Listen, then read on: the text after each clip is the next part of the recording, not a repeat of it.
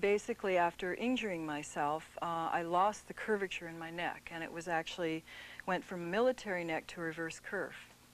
And so I developed this system to heal myself. In other words, I developed a system to get the curvature back into my neck. The normal C curve goes like this.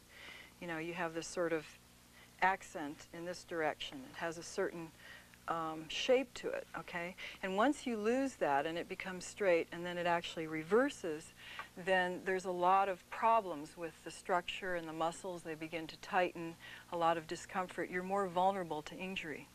So when I figured out how to get that back through these movements and a few other things that I've done, I was no longer in pain and I was no longer on anti-inflammatories.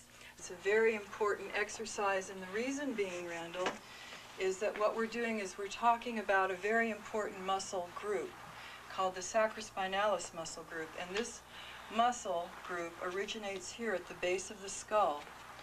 And it supports the whole spinal column, and it ends or terminates in the area of the sacrum. Sink. All right. And I want you to feel the different placement of the hip. Oh, okay? I can really feel that. So first, we're gonna look at just the neutral, which is straight up and down. Remember the posture that we talked about, rib cage over the top of the iliac crest, the hip bone, pelvic tilt, and it's almost like you got hit in the stomach, except instead of collapsing, you're lengthening. So you're working with pulling in the lower abdominal muscle.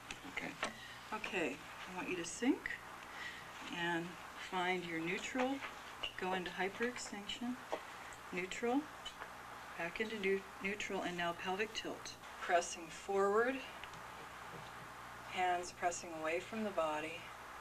Good.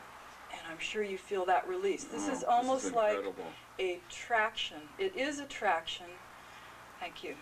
Costal exercise. Now what this means is that we're actually working with expanding the rib cage and the lungs and the diaphragm out laterally, out to the side, okay? So rather than going out this way, the lungs go front to back, top to bottom, but they also expand out to the side. So what we're going to do, and the reason we want to do this is because it helps to free up the torso, the mid-dorsal area. It's an area that tends to get locked and fixated a lot. Movement of the lungs, the ribs, and the diaphragm pressing outward. Okay? And holding.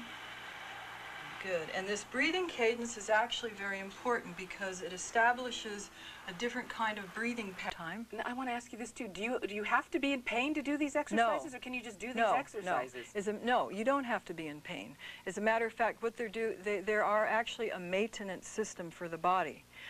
This used to be called spinal maintenance because it was actually what it was designed for, is to maintain the curvature, the normal natural curvature in the neck and in the low lumbar, to maintain correct posture, to just basically keep the body in maintenance. That visualization and working with specific colors and certain tones are also very applicable and important for the well-being of the body. Because spinal wellness therapy is for the totality of the being and for the whole person, and for integrating the entire body system. I want to thank you so much for being my guest this evening. Thank you for having me.